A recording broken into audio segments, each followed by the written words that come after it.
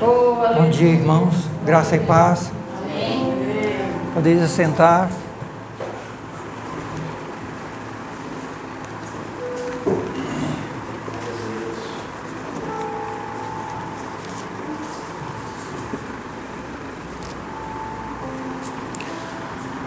O ano terminando, sim ou não?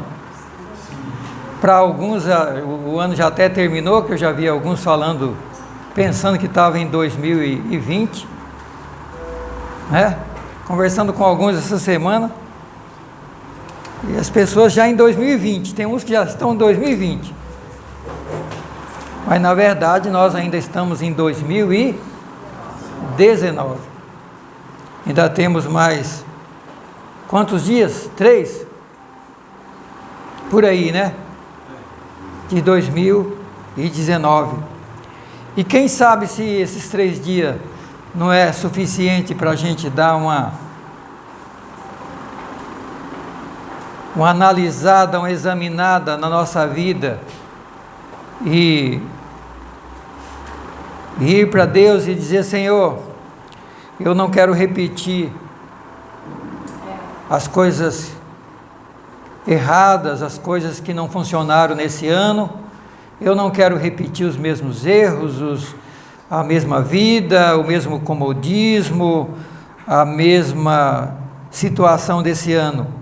Eu quero aproveitar esses 3 dias para fazer uma análise da minha vida, da minha família, das minhas coisas, e começar o ano com um novo rumo. Quem sabe se não é hora de olhar para o barquinho que a gente tanto rema e não sai do lugar, e quem sabe olhar se a gente não está na direção errada, e aprumar ele numa outra direção.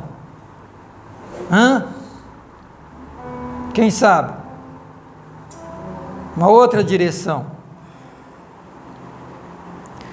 Abra sua Bíblia no livro de Hebreus, capítulo 12. Quantos conseguiram ler um capítulo da Bíblia por dia essa semana?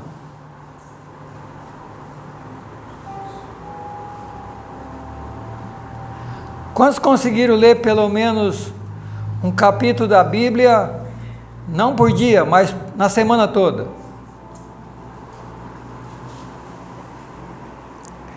Então vamos ler um capítulo junto agora. Aproveitar quem não leu. Quem leu um capítulo, vamos ler um capítulo junto, cada um lê um versículo. Preste atenção em toda essa palavra, porque só ao ler, eu tenho certeza que Deus já vai trazer uma grande mensagem para o seu coração, para a sua vida, para a nossa vida. Hebreus capítulo 12, todo mundo achou? Hebreus capítulo 12. Eu vou começar. E a gente vai lendo aqui, quando chegar lá no último, volta para cá, eu começo e daí vamos até o fim. Todo mundo achou? Portanto, nós também, pois que estamos rodeados de uma tão grande nuvem de testemunhas, deixemos todo o embaraço e o pecado que tão de perto nos rodeia, e corramos com paciência a carreira que nos está proposta. Olhando firmemente para o autor e consumador da fé, Jesus, o qual, em troca da alegria que lhe estava proposta, suportou a cruz, não fazendo caso da ignomínia, e está sentado à destra do trono de Deus. Considerai, pois, aquele que suportou tais contradições dos pecadores contra si mesmo, para que não enfraqueçais, desfalecendo em vossos ânimos. Consegue ler, Consegue? Porque na luta contra o pecado, vocês ainda não tiveram de combater até a morte. Versículo 5. E estáis esquecidos da exortação que, como filhos, discorre convosco. Filho meu, não me menospreze a correção que vem do Senhor, nem desmaies quando por ele és reprovado. Pois o Senhor corrige ao que ama e açoita a todo que recebe por filho. 7. Se suportais a correção, Deus vos trata como filhos, porque filho ao quem o pai não corrija. 8.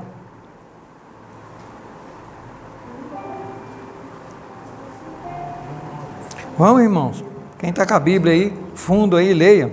Mas se estáis sem disciplina, da qual todos são feitos participantes, sois então bastardos, e não filhos. Vamos começar aqui de novo. Além do que tivemos nossos pais segundo a carne, para nos corrigirem, e nós os reverenciamos. Não nos sujeitaremos muito mais ao Pai dos Espíritos para vivermos? Pois eles nos corrigiam por pouco tempo, segundo melhor lhes parecia. Deus, porém, nos disciplina para aproveitamento, a fim de sermos participantes da sua santidade. E na verdade, toda correção ao presente não parece ser de gozo, senão de tristeza, mas depois produz um fruto pacífico de justiça nos exercitados por ela, nós exercitados por ela. Portanto, levantem as suas mãos cansadas e fortaleçam os seus joelhos enfraquecidos. Fazei caminhos retos para os pés, para que não se extravie o que é manco, antes seja curado.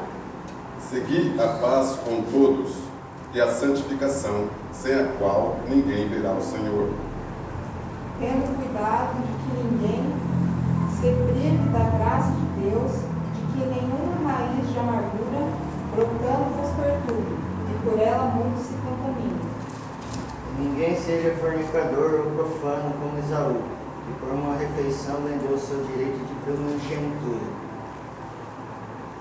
Porque bem sabeis que, querendo ele ainda depois herdar a bênção, foi rejeitado, porque não achou lugar de arrependimento, ainda que com lágrimas o buscou.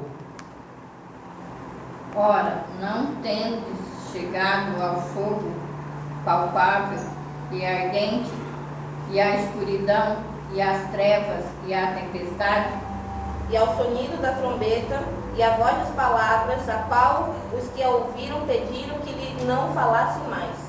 Pois eles não podiam suportar a ordem que dizia: até um animal, se tocar o monte, deverá ser morto a pedradas. Na verdade, de tal modo era horrível o espetáculo, que Moisés disse: sinto-me aterrado e tremo.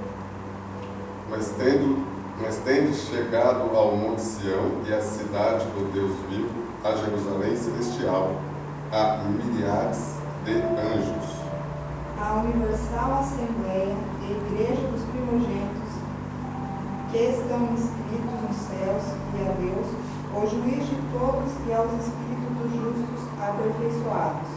E a Jesus, o mediador de uma nova aliança, e ao sangue da aspersão, que fala melhor do que o de Abel. Vede que não rejeiteis ao que fala, porque se não escaparam aqueles que rejeitaram o que na terra os advertia, muito menos nós, se nos desviarmos daquele que é dos céus. aquele cuja voz abalou então a terra. Agora, porém, ele promete, dizendo: ainda uma vez por todas farei abalar não só a terra, mas também o céu. E esta palavra, ainda uma vez, mostra a mudança das coisas móveis como coisas feitas, para que as imóveis permaneçam. Por isso sejamos agradecidos, pois já recebemos um reino que não pode ser abalado. Sejamos agradecidos e adoremos a Deus, de um modo que o agrade, com respeito e temor. Porque o nosso Deus é fogo consumidor. Amém? Feche seus olhos aí, curva sua cabeça, vamos orar mais uma vez. Obrigado, Senhor, por tua palavra. Obrigado por esse capítulo que acabamos de ler. E o Senhor, tenho certeza que já falou através da leitura com cada um de nós. Santo Espírito, nós te rogamos que venhas desvendar os nossos olhos, abrir os nossos olhos, nos convencer do pecado, do juízo, da justiça. Venha tocar as nossas vidas nesta manhã. Venha, Senhor, falar conosco. Venha, Senhor, continuar aquilo que o Senhor está fazendo em nossas vidas. Precisamos de Ti. O Senhor conhece a necessidade de cada irmão, cada irmã que veio aqui nesta manhã. O Senhor conhece a necessidade de cada família aqui representada. O Senhor conhece a necessidade de nós como igreja, a necessidade dessa nação. Pai, nós clamamos a Ti. Tem misericórdia de nós. Perdoa nossos pecados. Seja bem-vindo a falar, a tocar, a transformar, a restaurar, a trazer a grande salvação que o Senhor veio trazer há 2000 anos. Venha trazer ela na plenitude toda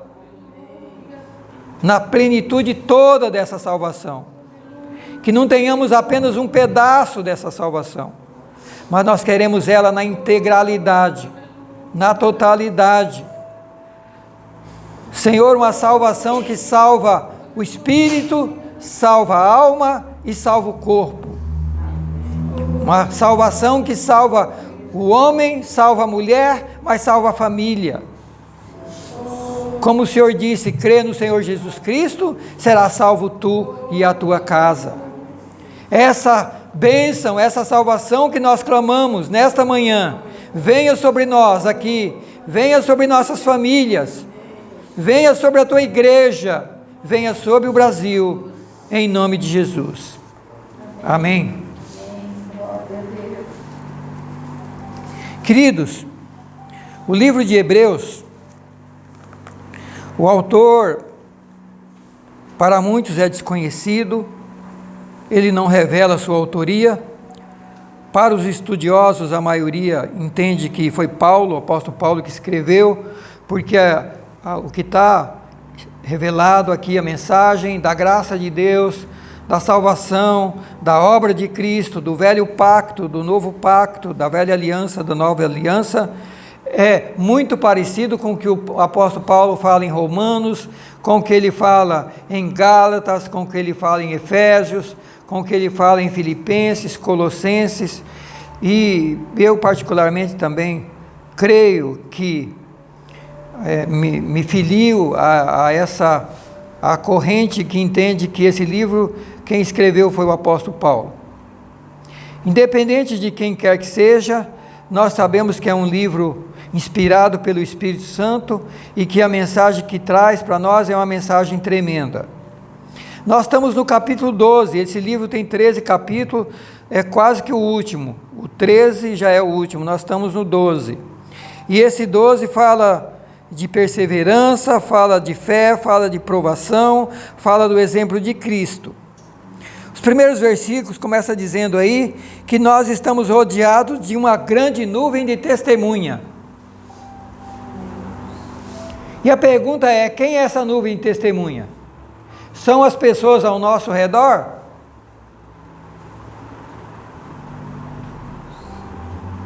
Não. São as pessoas do capítulo 11. O 11 fala dos heróis da fé. O capítulo anterior fala daqueles que venceram com Deus e por Deus. Está falando do exemplo dos vencedores, o capítulo 11. Fala de Noé, fala de Abel, fala de Enoque, fala de Noé, fala de Abraão, fala de Sara, tá? E vai falando, fala de Isaac, de José, fala de Moisés. Fala de Moisés, um menino hebreu, que foi jogado no rio para não ser morto, foi encontrado pela filha do faraó, que era o rei daquela nação, e o Egito naquela época era uma das nações mais poderosas do mundo, e o menino ia descendo o rio abaixo num cesto, e a filha do faraó o encontrou, mandou criar, passou para uma pessoa criar, e por incrível que pareça, ela mandou a própria mãe, ela não sabia, mas mandou a própria mãe do menino criá-lo. E Moisés foi criado no trono do Egito, ele foi criado numa corte, ele foi criado num lugar que era o lugar mais rico, mais inteligente, com maior sabedoria do mundo. É como se alguém hoje fosse criado nos Estados Unidos, lá com o presidente da República. Ele teve ao seu dispor todas as riquezas, todas as sabedorias e todos os prazeres e alegria do mundo. Mas a Bíblia diz que, pela fé, Moisés, sendo grande, recusou ser chamado filho da filha de Faraó, escolheu antes ser maltratado com o povo de Deus, do que por pouco tempo ter o gozo e alegria do pecado, porque ele tinha maiores riquezas no vitupério de Cristo do que os tesouros do Egito, porque ele tinha em vista uma grande recompensa. Por isso deixou o Egito, não temendo a ira do rei, permaneceu firme como vento invisível. É essa nuvem de testemunha que a Bíblia começa dizendo para nós.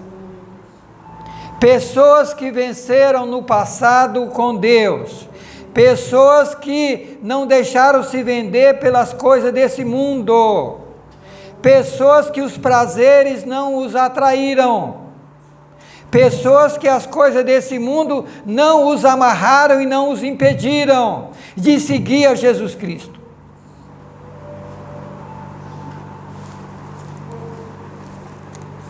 Capítulo 12 começa dizendo então: portanto ele termina o 11 falando de todos esses heróis, falei de alguns aí, fala de Raabe, a prostituta que foi salva,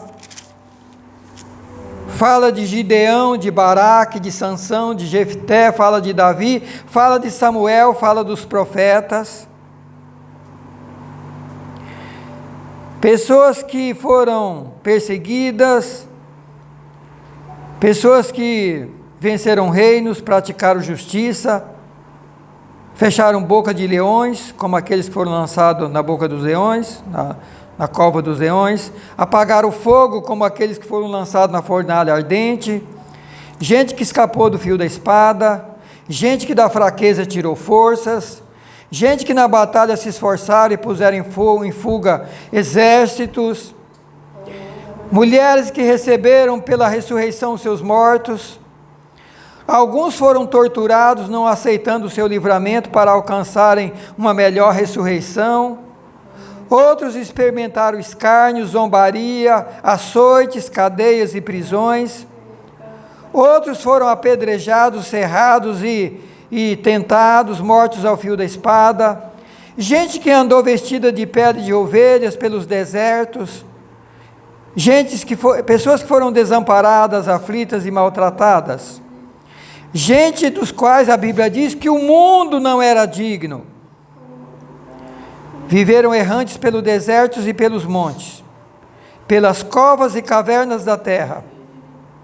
Todos esses morreram na fé, não alcançaram as promessas, não alcançaram, mas pela fé eles persistiram, porque sabiam que Deus ia prover para eles uma coisa melhor, e eles sabiam que sem Ele nós não seríamos aperfeiçoados.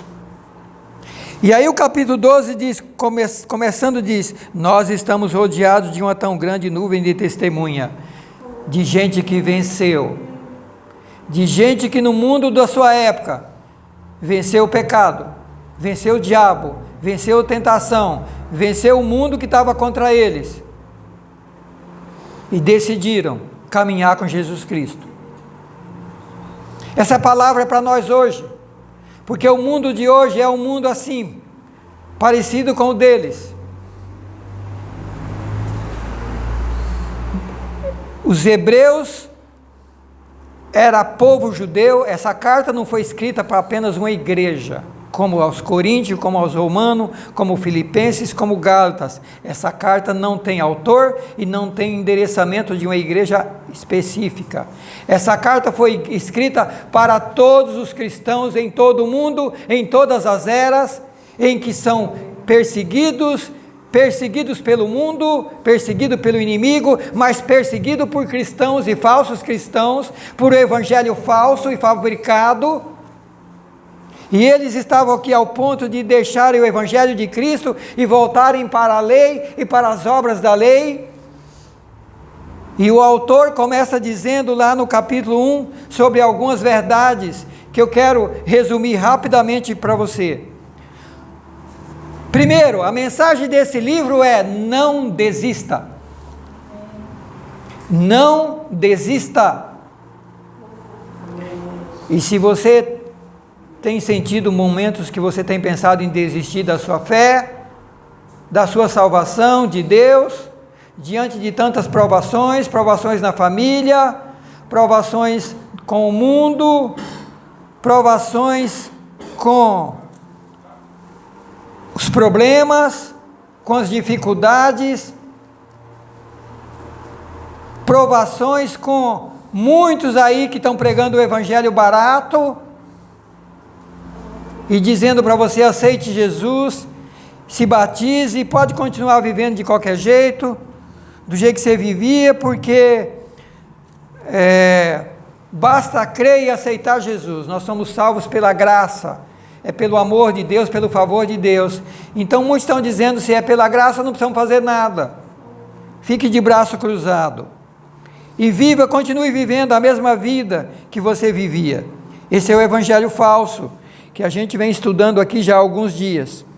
Vocês se lembram que no final do ano passado, nós começamos a estudar sobre a pessoa de Jesus, quando ele veio ao mundo, e os anjos começaram a bradar lá no alto, não para a cidade, não para o povo da cidade, mas para os pastores, para aqueles que estavam lá na fazenda, porque os da cidade não aceitaram, não creram, não quiseram saber de Jesus. E os anjos começam a bradar lá na fazenda para os pastores, dizendo: olha, estou trazendo novas de grande alegria, porque está vindo o Salvador, está vindo o Libertador, está vindo aquele que vai mudar a sua história, vai mudar a história do planeta, e vai salvar, transformar, e vai criar novos céus, vai destruir essa velha terra, vai acabar com toda a desgraça, e vai criar um novo céu e uma nova terra, onde habita a justiça. Portanto, se preparem, aceitem essa salvação, mas entenda que ele veio para transformar, para perdoar os pecados antigos. Seu sangue purifica de todo o pecado. Mas entenda que também sua obra veio para nos transformar, nos fazer nova criatura, novas pessoas, parecidas com Deus, que nasce pequenina no reino, mas que precisa crescer, porque sem santificação ninguém verá o Senhor. Sem crescimento espiritual, sem mudança a cada dia, ninguém verá Deus. Mas infelizmente, o evangelho que se prega hoje em muitos lugares é um evangelho baratíssimo, que é só crer e aceitar e não faz mais nada. Você sabe que se uma criança nasce e se você não cuidar dela, não dê toda atenção, desde o primeiro momento, quando ela não pode comer nada, apenas um leite bem ralo, e você não for cuidando dela, lhe dando toda assistência, alimentação adequada, os cuidados adequados, ela vai morrer. Ela precisa ser alimentada, tratada, educada, tem o trabalho para o primeiro ano, segundo ano, e vai indo até se tornar uma pessoa adulta. Assim somos nós na fé, assim é o evangelho, assim é essa grande salvação. E o capítulo 2 desse livro começa falando que é preciso atentar com diligência para essa tão grande salvação, porque não vai ter uma segunda salvação, só vai ter essa. Ou nós atentamos e vamos para ela com tudo, ou nós estaremos perdidos eternamente, porque Deus não tem um segundo plano. O plano único é esse, Jesus Cristo, sua palavra, seus princípios. Então a primeira mensagem, a mensagem básica desse livro, central é: não desista. Mas não desista do quê? Não desista do verdadeiro evangelho, não desista da verdadeira salvação, não desista da grandiosa salvação, aquela que Jesus Cristo veio trazer e implementar. Não desista.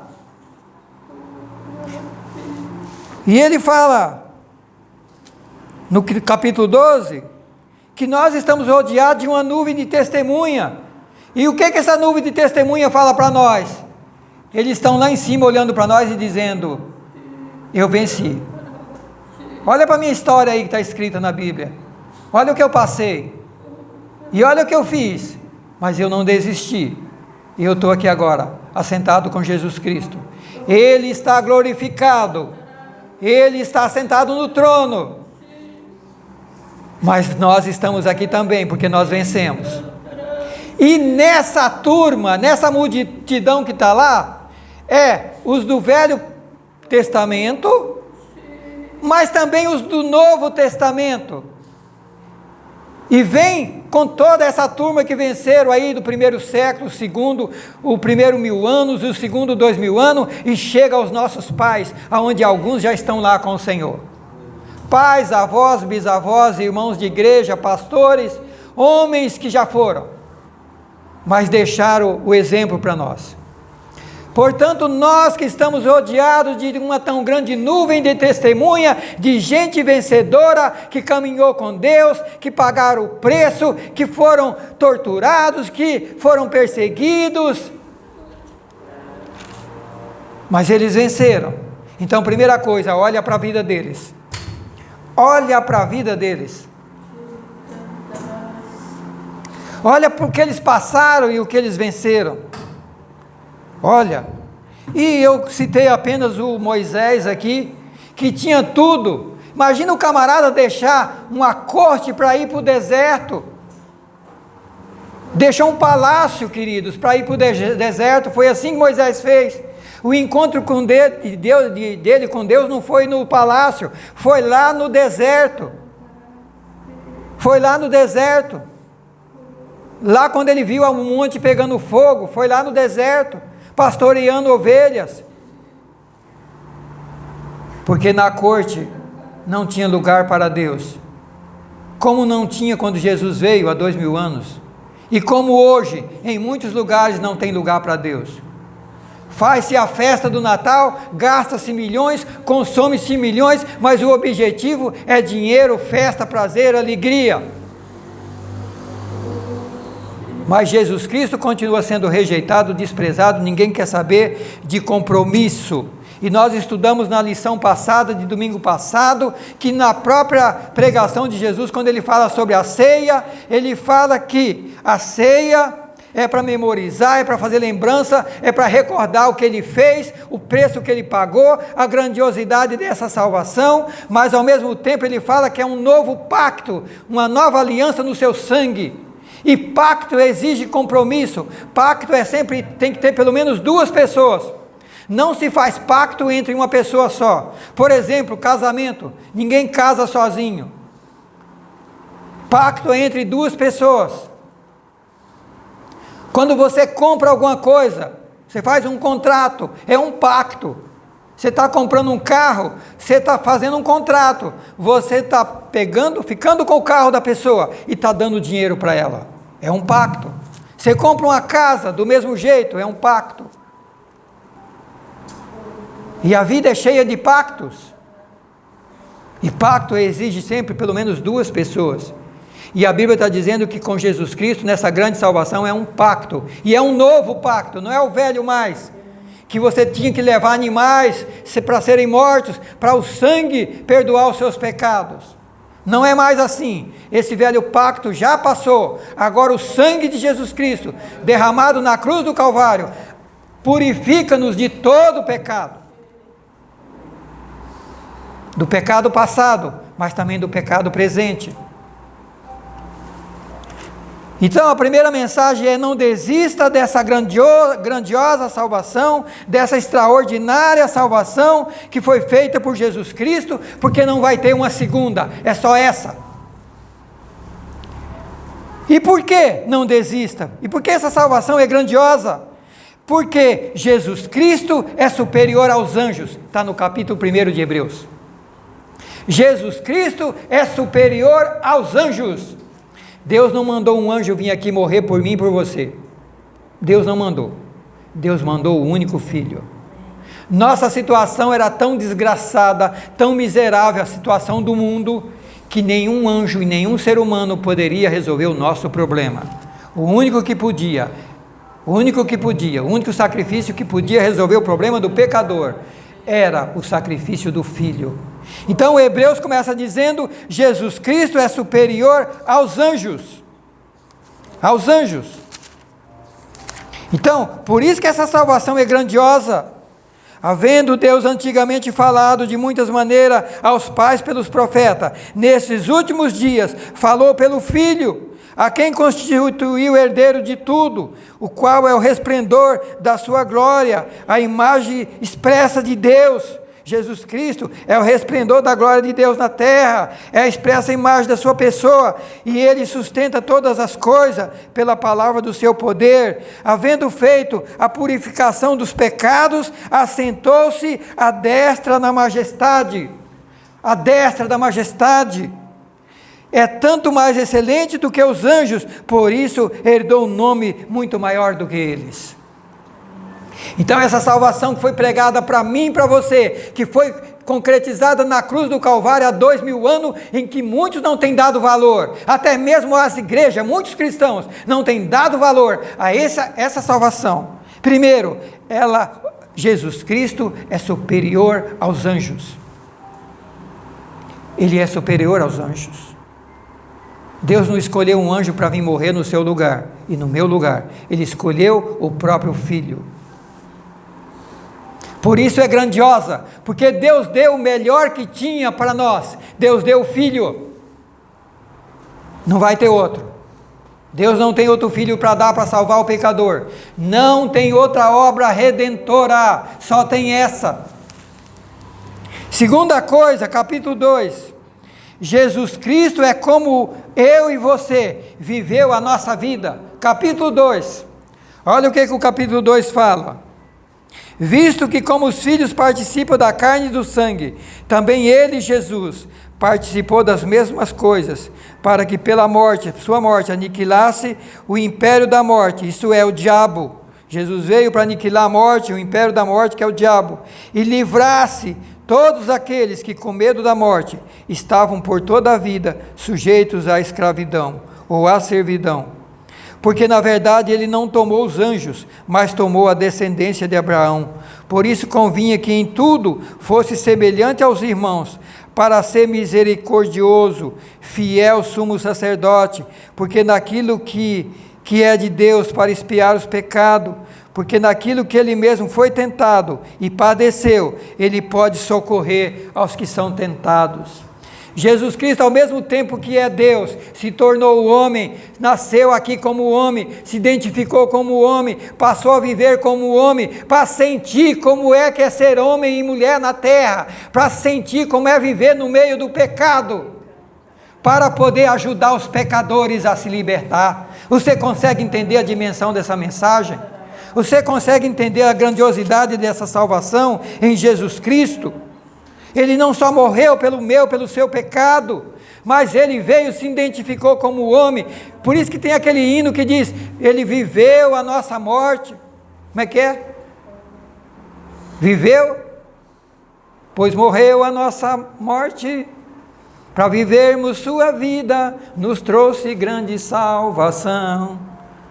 Viveu a nossa vida, querido. se identificou comigo e com você, por isso Ele pode ajudar a mim e a você nos momentos mais difíceis, quando formos tentados, quando a gente eventualmente cair, saiba que Jesus Cristo está com as mãos estendidas para levantar você. O ser humano, ele não vai para o inferno por causa do pecado. Muitos irão para o inferno porque não querem se libertar do pecado, porque não creem no Salvador, porque não creem no plano que Deus construiu, porque Jesus Cristo salva o pecado antigo, mas continua perdoando hoje, a cada dia.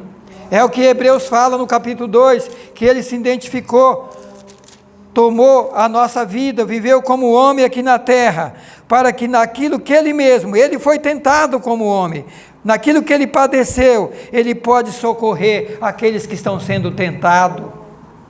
Será que você entende que o Evangelho é isso? O Evangelho não é uma salvação, o Evangelho, como muitos pregam, de um grupo de gente santa, perfeita, que não tem nada de errado, e que o mundo não presta, o mundo está desgraçado, um bando de santos, e que na verdade não tem nada de santos, porque a partir do momento que eu digo que eu sou perfeito e santo, eu já sou mentiroso, porque a Bíblia diz aqui, o livro da frente, se dissermos que não temos pecado, somos mentirosos e não tem verdade em nós, mas se reconhecermos que somos pecadores e confessarmos os nossos pecados, Ele é fiel e justo para perdoar os nossos pecados e nos purificar de toda injustiça. Essa é a mensagem de Hebreus, essa é a mensagem dessa grande salvação.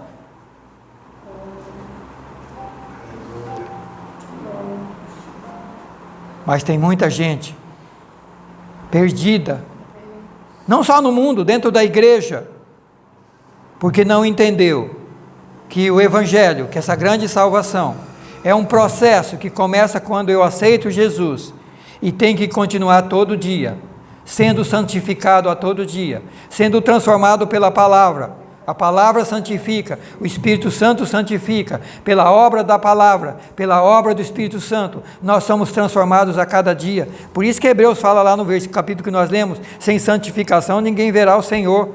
E por isso que esse capítulo começa dizendo, que nós lemos, primeiro estamos rodeados de uma nuvem de vencedores, de gente que venceu o pecado e está com Deus lá no céu, incluindo o rei Davi, que era um homem de Deus, um cristão fantástico, errou, fracassou, cometeu adultério, mandou matar gente, mas se arrependeu, corrigiu sua vida, mudou a rota, e está lá no céu com Jesus Cristo. Você consegue entender isso? Lá tem uma Raabe, que era uma prostituta, que vivia na cidade de Jericó, ela se arrependeu dos seus pecados, está lá com Jesus Cristo no céu. Ela está aqui nos Heróis da Fé, no capítulo 11. É para a gente aprender, tomar cuidado com a língua, com as palavras, de ficar falando mal dos outros, criticando os outros. Jesus falou, lá em Mateus 7, não julgueis para não ser julgado, porque com a mesma medida que você julga os outros, você vai ser julgado. Quando a gente aponta assim com o dedo para o outro, eu tenho um monte apontando para mim, pelo menos 3 estão apontando para mim. Precisamos entender o que é o Evangelho, queridos. Até mesmo a igreja não entende o que é o Evangelho.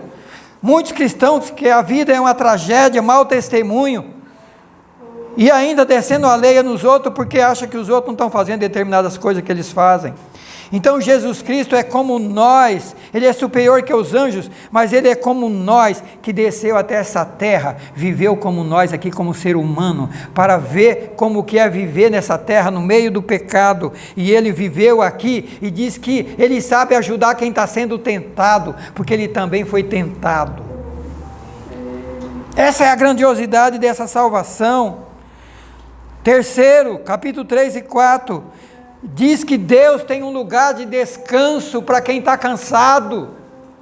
Resta, portanto, um repouso, um descanso para o povo de Deus.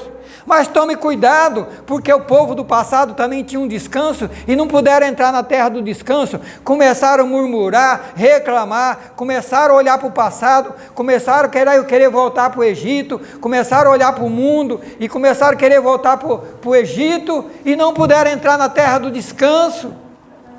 Nós temos um lugar de descanso, aqui não é lugar de descanso. Tem gente querendo construir sua vida aqui nesse mundo. E muita gente está pregando o evangelho barato, um evangelho só terreno. Venha para a igreja, porque, olha, você vai ser vencedor, você vai ter bem-estar, vai progredir profissionalmente, vai progredir financeiramente.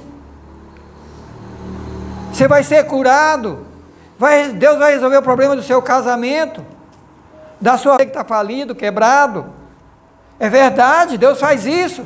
Mas esse não é o tema central do evangelho. Isso é uma consequência. Quando você aceita Jesus Cristo e entende que o projeto dele é mudar a sua vida, transformar a sua vida, fazer de você uma nova criatura, preparar você para ir morar com ele na eternidade, e o capítulo de Hebreus que nós lemos falou sobre isso. Ele falou sobre isso. Ele fala que Deus nos corrige. Deus corrige os seus filhos. Deus os corrige. Já esquecesse da exortação que argumenta convosco, dizendo: filho meu, não despreze a correção do Senhor, não desmaie quando você for repreendido por Deus, porque Deus corrige o filho que ama.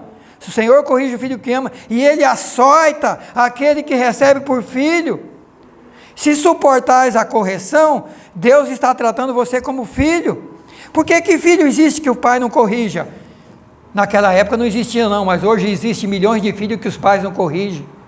Os pais de hoje é pais que diz que não quer que os filhos passem nada do sofrimento que eles passaram.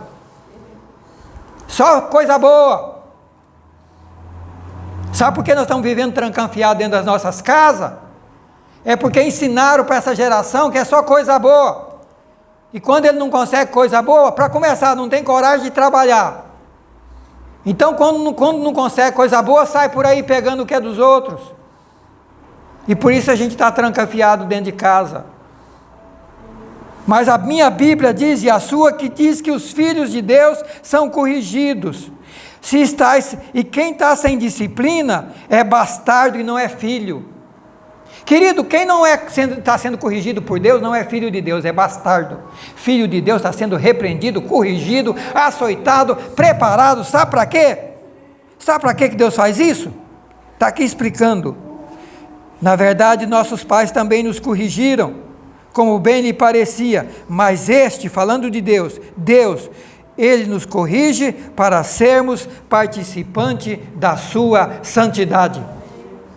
É que estamos pregando um Deus só que é Salvador, mas esquecemos que esse Deus que é Salvador é santo, e quem quiser morar com Ele tem que se santificar, tem que se tornar santo, tem que abandonar esse mundo desgraçado de pecado, porque esse mundo não presta. Foi a mensagem do domingo passado. Esse mundo vai ser destruído, e mostramos aqui inúmeros textos na Bíblia, de que esse mundo vai ser destruído, porque Deus tem novos céus e nova terra, onde habita a justiça, onde habita a verdade.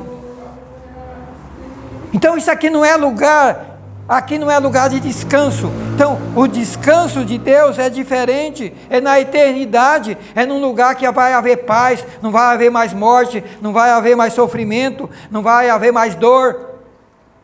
É lá aonde já estão os vencedores, eles já estão lá.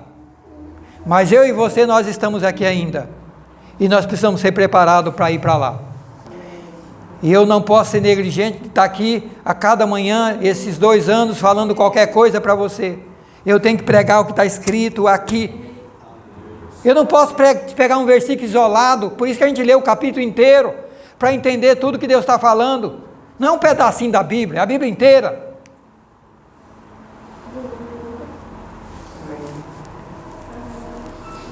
Então, tem um descanso para entrar lá, mas tem que preparar para o descanso. Tem que ter diligência e perseverança. Diligente é aquele que é dedicado, é zeloso, abraça o Evangelho, abraça a palavra, obedece, faz igual Abraão. Abraão, larga tudo aí, larga a tua família, larga as tuas fazendas, larga a cidade que você mora com o teu comodismo, a tua casa, bela casa. Abraão era rico, tinha tudo lá. Abraão, larga tudo isso e me segue. Larga o conforto, larga o mundo, me segue, Abraão, eu tenho outro projeto para você. Essa é a mensagem hoje aqui. É a mensagem que ele mandou pregar. Ide pregar o evangelho a toda criatura. É esse o evangelho. Largue o mundo, largue o pecado, porque Deus vai destruir. Aceite Jesus Cristo. Siga Jesus. Se você quiser entrar na eternidade, senão você vai queimar no inferno junto com o diabo e seus anjos. Essa é a mensagem. Quem crê será salvo. Quem não crê já está condenado, Jesus disse. Então é ser diligente, ser cuidadoso com essa salvação, é agarrar com todas as forças, não é ser negligente, displicente, preguiçoso, que sai da igreja segunda-feira, não sabe mais o que foi falado, passa segunda, terça, quarta numa correria, não lê a Bíblia, não medita, não tem tempo para com Deus, não se prepara e quer ir para o céu. Então, é para quem é diligente e perseverante, queridos. Outra coisa, Jesus Cristo é um sacerdote superior da velha aliança. Da velha aliança eram homens que estavam ali para ministrar para o povo, mas homens que também pecavam. Primeiro tinha que fazer sacrifício pelos próprios pecados, depois pelos do povo. Jesus Cristo não. O sacerdócio dele é perfeito, porque ele não cometeu nenhum pecado.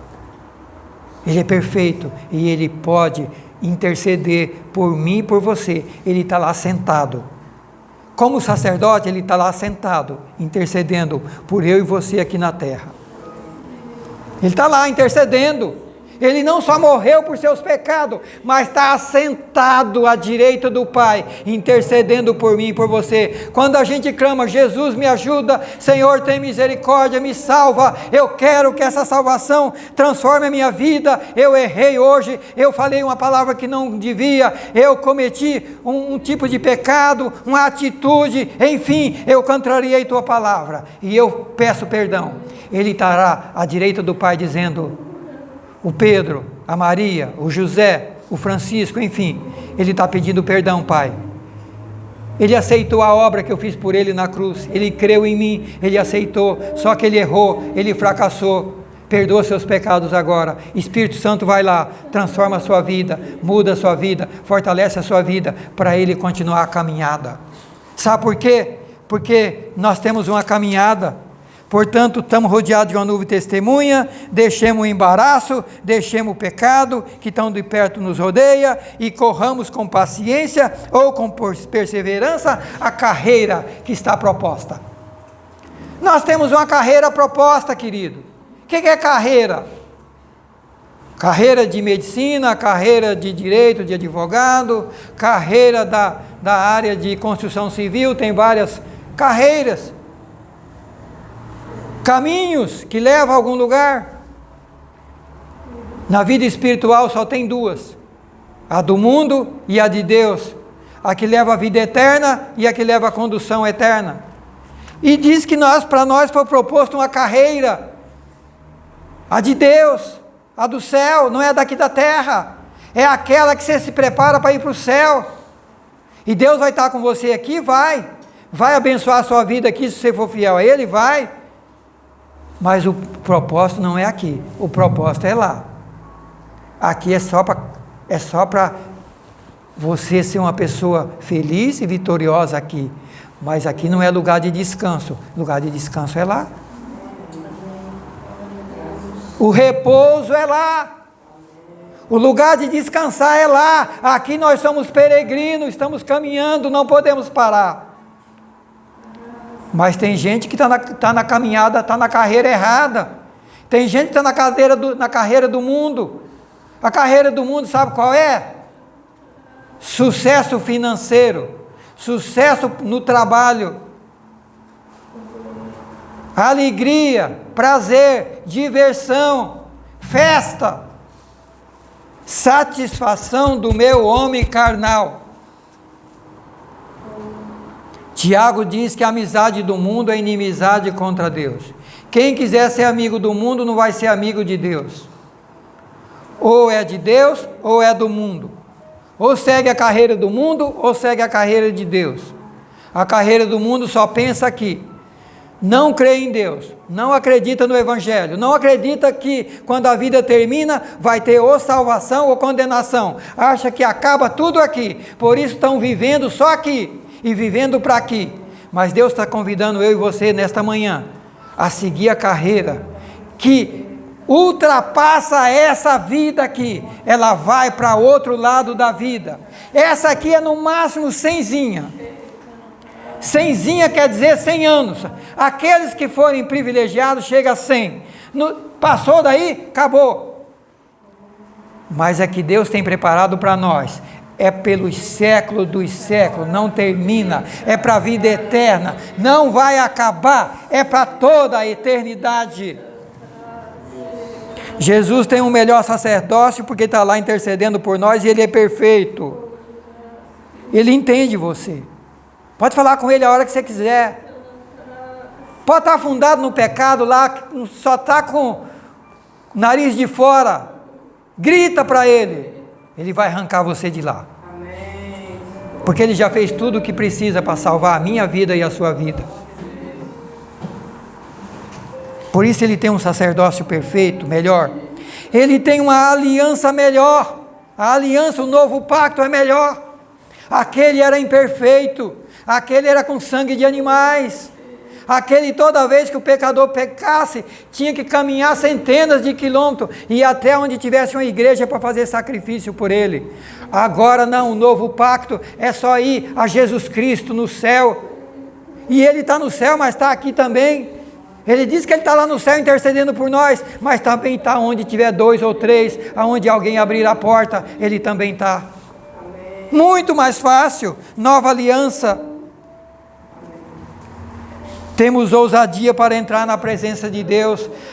No velho pacto, só quem podia entrar lá no Santo dos Santos, no lugar santíssimo, para falar com Deus, era só o sacerdote. O sumo sacerdote, não era nem o sacerdote, só uma pessoa podia falar com Deus. Agora não, através da morte de Cristo, o véu do templo foi rasgado, toda a parede de separação, e agora, através do sangue de Jesus e da morte de Cristo, eu e você, nós podemos chegar diretamente no trono, diretamente a Deus.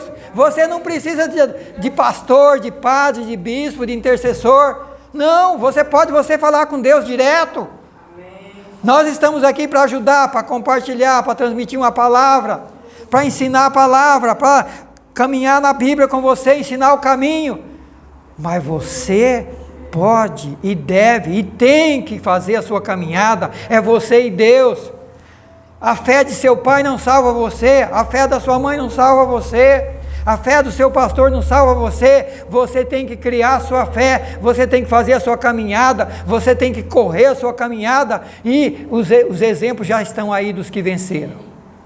Não tem desculpa, não vão poder dizer que não podemos ir. Ah, Senhor, eu tinha uma correria danada, tinha muito pecado, eu não consegui vencer o pecado, eu não consegui chegar. Não vai ter desculpa, eles venceram.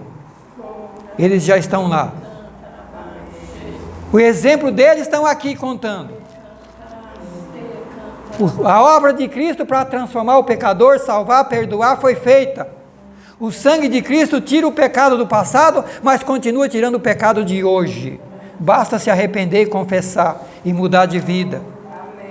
E Ele continua lá intercedendo por nós. E Ele sabe nos ajudar, porque viveu a nossa vida aqui na terra. Ele foi tentado, Ele viveu no meio do pecado. Por isso Ele sabe ajudar você e a mim a vencer o pecado. Portanto, o caminho para Deus está aberto. O caminho está aberto, é só chegar, é só querer. O caminho está aberto para Deus, para a salvação, para a vida eterna, para a vida com abundância. Enquanto estiver aqui na terra, tem vida com abundância? Tem. O Senhor disse, eu vim para dar vida e vida com abundância para a eternidade, mas também aqui na terra. Vida com abundância aqui também.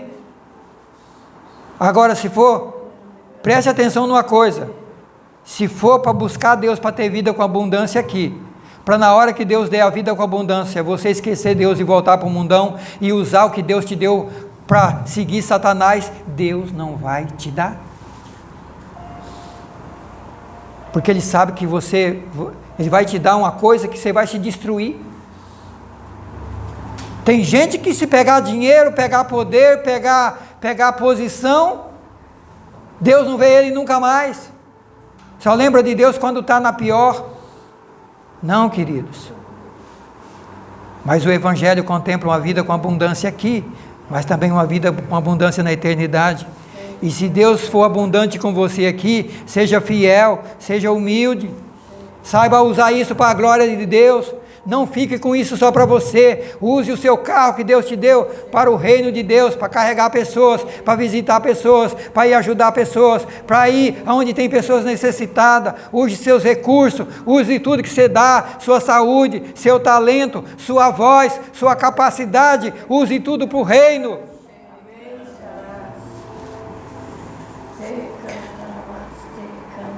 Hebreus também diz que nós não podemos desistir da fé. Capítulo 11, é o capítulo da fé.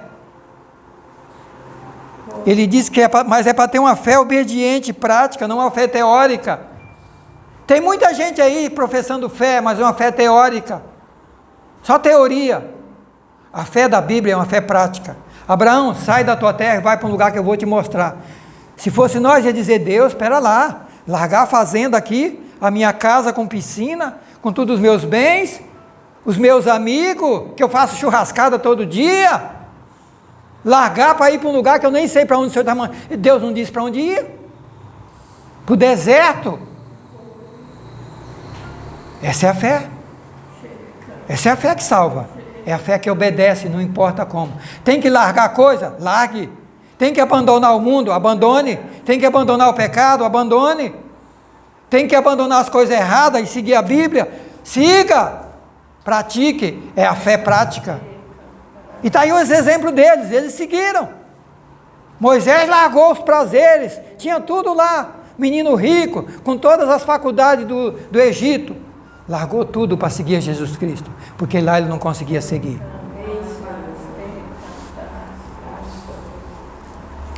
Versículo, capítulo 12, temos uma carreira para correr, foi proposta uma carreira para correr, precisamos correr a carreira. Mas qual? A de Deus ou a do mundo? A do evangelho verdadeiro ou do evangelho barato? A do verdadeiro. Tem um preço para isso? Tem. Eles pagaram o preço? Pagaram. Muitos foram perseguidos. Muitos cristãos estão sendo perseguidos hoje no mundo. Eles foram perseguidos tanto pelas pessoas do mundo como por pessoas da igreja. E hoje em dia, o verdadeiro cristão vai ser perseguido pelo mundo e vai ser perseguido por um monte de cristão falso que estão vivendo o evangelho barato e que estão caminhando para o inferno porque não aprenderam o que Jesus falou. Largo é o caminho, estreito é o caminho que conduz à vida, mas larga é a porta que conduz à perdição. Porfiai por entrar pela porta estreita, a que conduz à vida, porque largo e espaçoso é o caminho que conduz para a perdição. Para a perdição não tem nenhuma exigência, é só cair no meio da maré e esperar os outros levar você. É como se você fosse num campo de futebol, saísse, rolar no metrô em São Paulo. Eu me lembro que uma vez eu estava lá no metrô de terno, assim, gravata, tinha ido fazer sustentação oral de um processo, estou lá esperando, e eu não tinha muita experiência com metrô, e estou lá eu, né, fiquei lá, o metrô da frente foi embora, e eu fiquei esperando, tinha uns 20 na minha frente, e aquela multidão atrás, e eu não sabia, né, quando abriu as duas portas, aquela multidão empurrou a gente passou direto, eu não consegui ficar no metrô, fui parar do outro lado. Isso é quando você é levado pela corrente. Queridos, nós não podemos ser levados por essa corrente que está aí fora. Cuidado para o mundo não arrastar você. Essa é a mensagem. Corra a carreira que está proposta para você, a de Deus, a de santificação, de ler a Bíblia, de meditar nela, de ser transformado a cada dia. Cada dia ela vai falando uma coisa que nós precisamos mudar. Por isso que esse capítulo fala várias vezes, se hoje ouvir a voz do Espírito Santo, não endureça o seu coração. E por último, o capítulo 13 desse livro, fala que nós devemos sair com Jesus para fora do acampamento. Esse livro, no último, fala sobre isso. Sair fora, levando o seu vitupério. Olha só. Por isso Jesus, para santificar o povo pelo seu próprio sangue, padeceu fora da porta. Jesus morreu lá no Getsêmani, fora da porta, fora do templo, fora da cidade de Jerusalém. Ele, para poder nos salvar, morreu fora da porta, fora do templo. Saiamos, pois a ele fora do arraial, levando o seu vitupério. Significa, saia fora do mundo. Vá viver com Jesus Cristo, lá no seu arraial. Deus tem um lugar de proteção, mas Ele tem Ele é um outro reino. Saia do reino das trevas, vá para o reino de Deus, vá para o reino de Jesus. Então, o capítulo último termina dizendo: saia do arraial e vá para perto de Jesus Cristo, vá para o seu reino.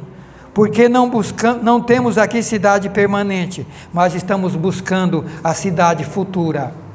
Nós não temos aqui cidade permanente, a nossa é futura. Saiamos a Ele, pois, fora do arraial. Amém. Queridos, guarde essa palavra, leia de novo esse capítulo, leia esse livro desde o primeiro capítulo, leia, e abrace essa salvação com todas as unhas e dentes. Agarre, não solte, não deixe o mundo levar você, não deixe os falsos cristãos levar você para um evangelho barato. Permaneça na palavra, permaneça com Deus, com sua palavra. Vamos ficar em pé. Preocupe com sua família, não pense só na sua salvação, ore por sua família, fale para eles do evangelho. O que você aprende aqui, leva para ele, reúna sua família, lê a Bíblia com eles. Meu filho, olha o que está dizendo aqui, vamos nos preparar, prega o evangelho verdadeiro, leve os seus filhos a conhecer a Deus, antes que seja tarde. Obrigado, Pai, pela tua palavra nesta manhã. Obrigado por falar ao meu coração, ao coração de cada irmão. Obrigado por essa grande salvação. Obrigado por nos explicar por que essa salvação é tão grande. Porque Jesus é superior aos anjos. Ele é o Filho. Porque Ele viveu a nossa vida, sabe nos ajudar. Porque o seu sacrifício é superior. É um novo pacto. Podemos chegar à tua presença, Senhor. O sangue de Jesus Cristo nos purifica de todo pecado, dos pecados passados, dos pecados de hoje. E se eventualmente errarmos ainda, os pecados futuros, o Senhor vai nos perdoar, desde que nos conscientizamos que esse processo é de santificação, a cada dia, sem a qual ninguém verá o Senhor. Que possamos voltar para a tua palavra, ela é a lâmpada, ela é a luz para os nossos caminhos.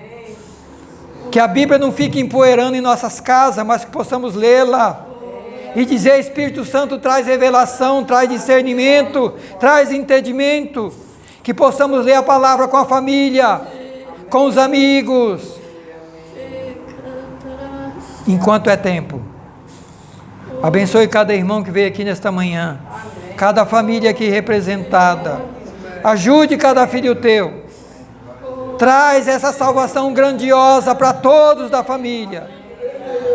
Em nome de Jesus. Senhor, trabalha com todos na nossa família, para que possam te conhecer de verdade, aceitar o Evangelho, aceitar Jesus Cristo, deixar ser transformado a cada dia numa nova pessoa, para ser a imagem de Jesus Cristo. O Senhor só vem buscar os filhos que forem transformados, Senhor. O Senhor diz que nos corrige para que possamos ser mudados e transformados, para que possamos ser participantes da tua santidade. É a nossa oração, é o nosso agradecimento, em nome de Jesus.